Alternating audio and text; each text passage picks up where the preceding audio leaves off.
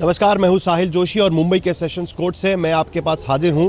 David Coleman Headley की एक ऐतिहासिक यहां पर पेशी हो रही है और इसलिए ऐतिहासिक कि अमेरिका के एक जेल में बैठकर मुंबई के सेशंस कोर्ट में डेविड कोलमन हेडली 26/11 मामले में अपनी गवाही दे रहे हैं। हालांकि मुंबई सेशंस कोर्ट ने पिछले साल दिसंबर में उसे ये कहकर माफी दे दी गई थी इस मामले में कि पहले ही उनको अमेरिकन अदालत में 35 साल की सजा हो चुकी है और वो इस मामले में भारतीय कोर्ट की अदालत की पूरी तरीके से मदद करेंगे और पूरी जानकारी और सच जो इस हमले के बारे में उन्हें पता है वो ये देंगे। भारतीय एजेंसियां चाहती है कि डेविड कोलमन हेडली पाकिस्तान को लेकर सारा सच उगले। क्या डेविड कोलमन हेडली आज की अपनी पेशी में पाकिस्तान को लेकर सारी बातें यहां पर रखेंगे कि किस तरीके से पाकिस्तान में यह साजिश रची गई, किस तरीके से यहां पर मामला हुआ है।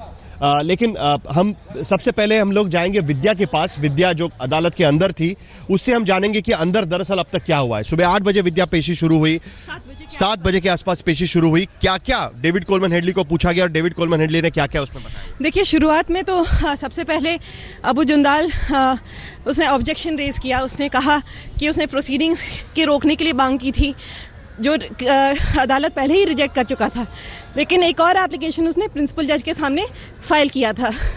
तो उसका कहना था कि जब तक प्रिंसिपल जज के सामने नहीं सुना जाए आप ये मत लीजिए।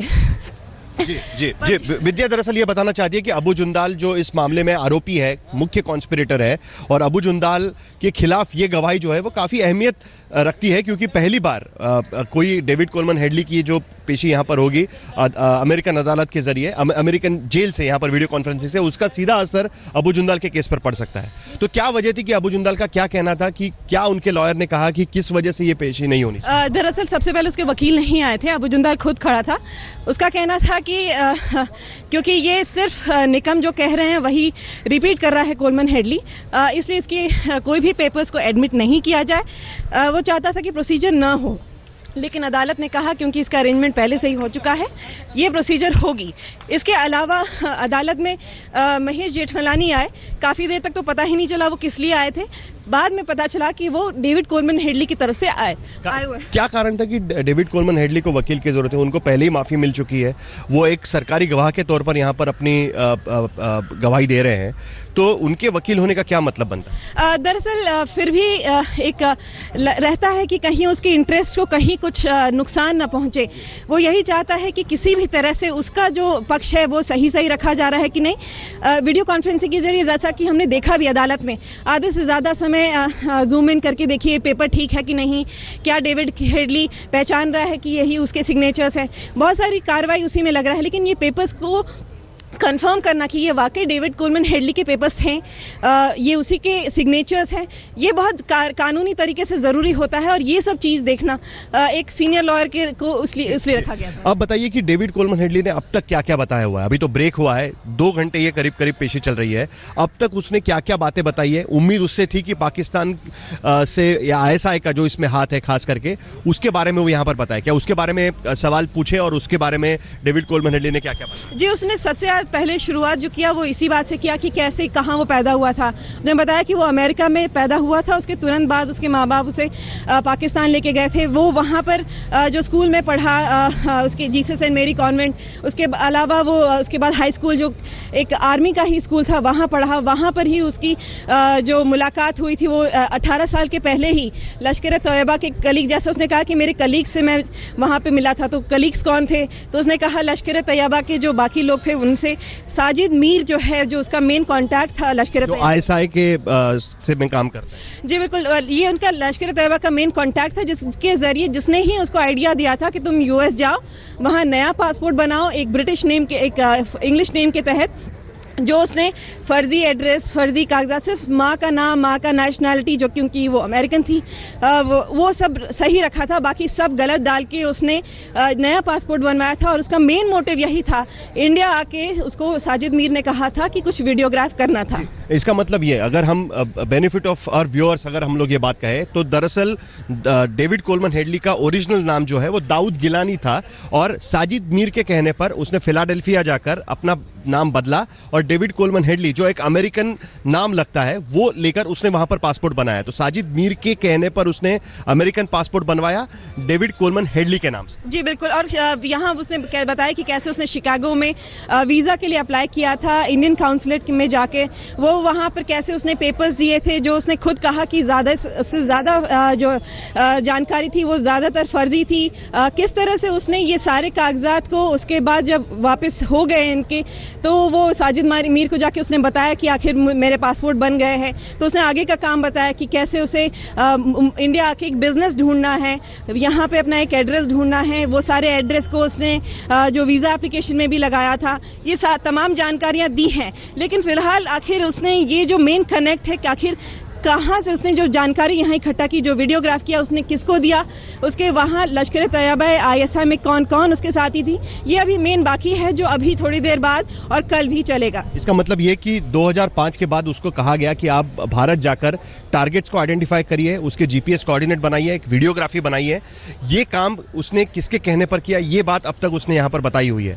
जो बिजनेस यहाँ पर उसने ढूंढा उसमें तहव्वुर हुसैन राना का नाम उसमें आता है। क्या उसके बारे में अभी तक डेविड कोलमन हेडली कुछ बता? जी बिल्कुल। अभी देखिए बहुत ज़्यादा प्रोसीडिंग्स, बहुत लीगल टैंगल्स में अभी भी फंसा हुआ है। डॉक्यूमेंट्स को आप समझ सकते हैं क्योंकि ज़्यादातर जो डॉक्यूमेंट्स है वो अभी भी US में है, उसके पासपोर्ट सारे डॉक्यूमेंट्स वहाँ हैं। कोर्ट को ये दिक्कत हो रहा है कि आखिर वो इन कागजात को सर्टिफाई कैसे करे और उसको एग्जिबिट कैसे बनाए, क्योंकि जो एग्जिबिट्स बनेंगे वो सिर्फ एक फोटोकॉपी होगा जो कि एम्बेसी ने सर्टिफाई किया है। लेकिन वो बहुत तमाम पेचीदगियाँ हैं क्योंकि ये पहली बार हो रहा है भारत में कि कोई विदेश से इस तरह से वीडियो कॉन्फ्रेंसिंग के जरिए कर रहा है। तो इसलिए अभी भी अदालत भी ये सोच रहा है कि आखिर कैसे करना है, बहुत सारी चीजें तो इसमें ज्यादा पेचीदगी में फंसी है। लेकिन अभी तहव्वुर राना की बात नहीं आई है और इसकी वजह से ये थोड़ा जो डिले है। इसके अलावा मैं बता दूं वो अबू जुंदाल का जो वकील था वो भी क्रॉस एग्जामिन करने चाहते हैं, उन्होंने भी अबू जुंदाल ने कहा है। हालांकि इसका समय कितना मिलेगा ये नहीं है क्योंकि आज और कल का ही समय है जब वो वीडियो कॉन्फ्रेंसिंग के जरिए डेविड हेडली हमारे यहाँ अदालत में कनेक्टेड है। तो विद्या हमको यहाँ पर बता रही थी कि किस तरह विद्या कोर्ट के अंदर थी, मैं आपको बताना चाहूंगा। और ये बात उन्होंने साफ कह दी है कि डेविड कोलमन हेडली किस तरीके से LAT के साथ जुड़े, पाकिस्तान में रहते हुए, आर्मी स्कूल में पढ़ते हुए साजिद मीर उनको कांटेक्ट मिला, किस तरीके से उन्हें ये आइडिया मिला कि आप एक अमेरिकन नाम से पासपोर्ट बनाए तो आपको भारत का वीज़ा मिलना आसान होगा। उसी आधार पर उसने वहाँ पर पासपोर्ट बनवाया फिलाडेल्फिया US जाकर, और वहाँ से ये पासपोर्ट बनाते हुए वो भारत में घुसे।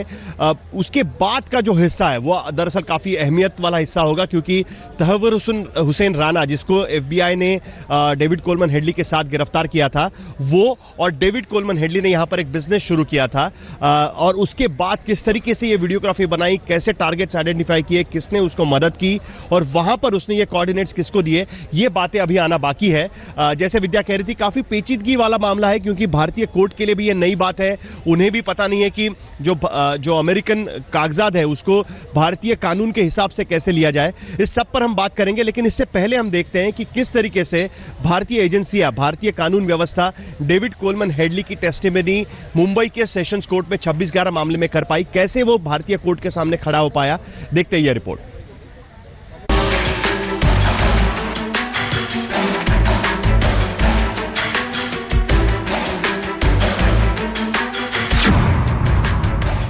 छब्बीस 11 के मास्टरमाइंड की भारत में पेशी, अमेरिका से वीडियो कॉन्फ्रेंसिंग के जरिए पेशी,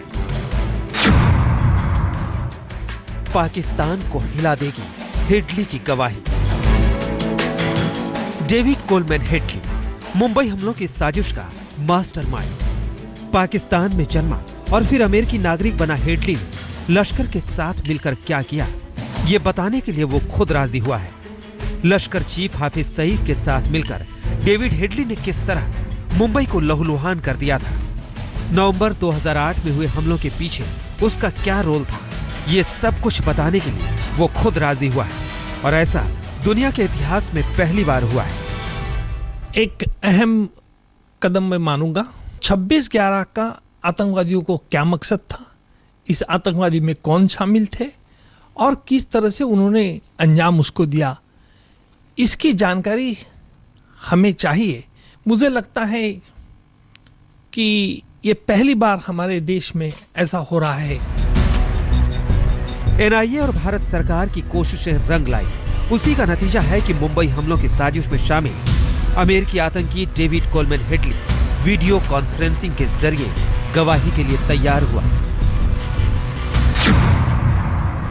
हेडली ने मुंबई की विशेष अदालत के सामने बयान दर्ज कराने की इच्छा जाहिर की थी। 10 दिसंबर 2015 को मुंबई की विशेष कोर्ट ने हेडली की अपील मान ली। डेविड हेडली को 8 फरवरी 2016 को पेशी का आदेश दिया गया। अमेरिका में गुमनाम जगह से हेडली की वीडियो कॉन्फ्रेंसिंग तय की गई। हेडली ने कोर्ट से कहा है कि वो अभियोजन पक्ष की मदद करना चाहता है। मुंबई के स्पेशल कोर्ट के जज G.S. सनाप के सामने सुबह 7 बजे से हेडली के बयान दर्ज करने का समय तय हुआ। सूत्रों के हवाले से खबर है कि हेडली ने पूरी साजिश में अपनी भूमिका को लेकर सारी बात बताई। अमेरिका से वीडियो कॉन्फ्रेंसिंग के जरिए डेविड हेडली की पेशी को लेकर NIA ने काफी सक्रियता दिखाई थी। NIA ने ही हेडली की इस पेशी के लिए कई कोशिशें की थी।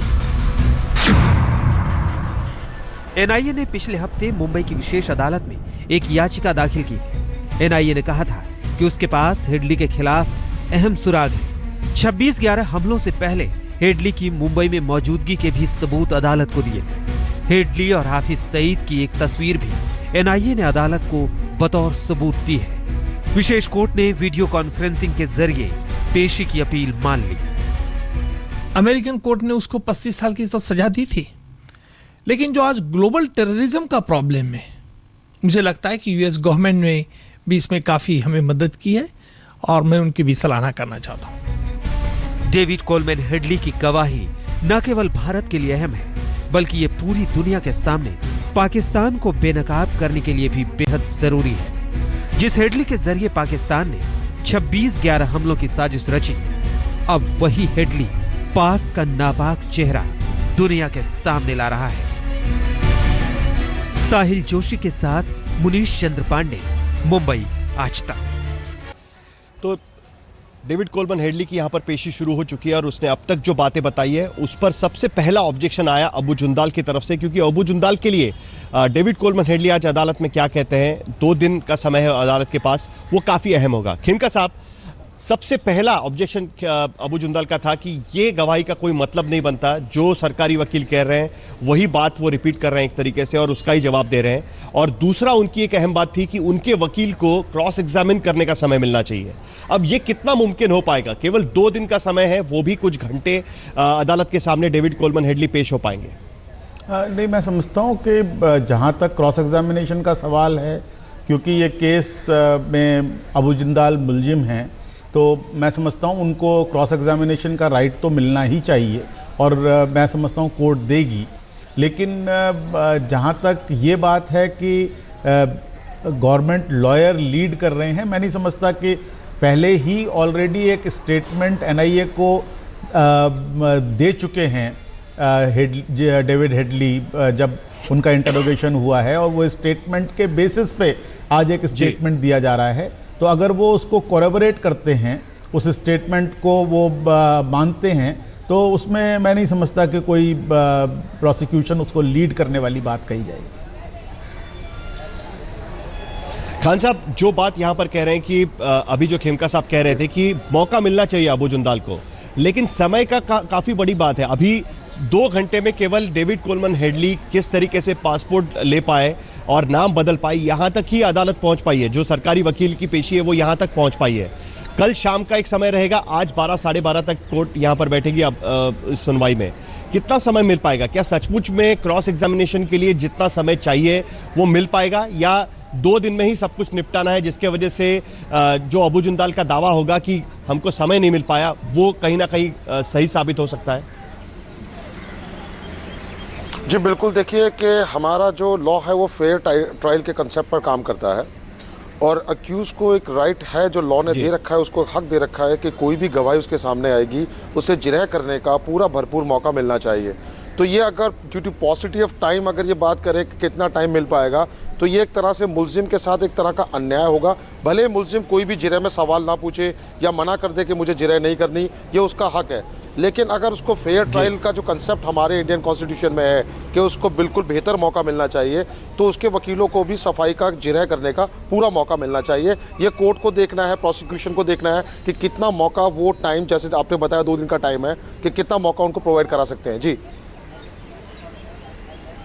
जी, ये काफी अहम होगा अभी देखना, क्योंकि 2 दिन के दिन में डेविड कोलमन हेडली से गवाही भी उगलवानी है पाकिस्तान, और बाकी लोगों के खिलाफ जो उसके पास जानकारी है वो लेनी है, और उसके साथ ही कहीं ना कहीं न्याय भी पूरा मिले, इसके लिए अबू जिंदाल को समय भी मिले। ये किस तरीके से हो पाता है वो अभी देखना है। बहराइच में 2 बहनों का शव एक पेड़ से टंगा मिला है। हालांकि पुलिस इसे खुदकुशी का मामला मान रही है, लेकिन आशंका कत्ल की भी है, इससे भी इनकार नहीं किया जा रहा। दोनों लड़कियों की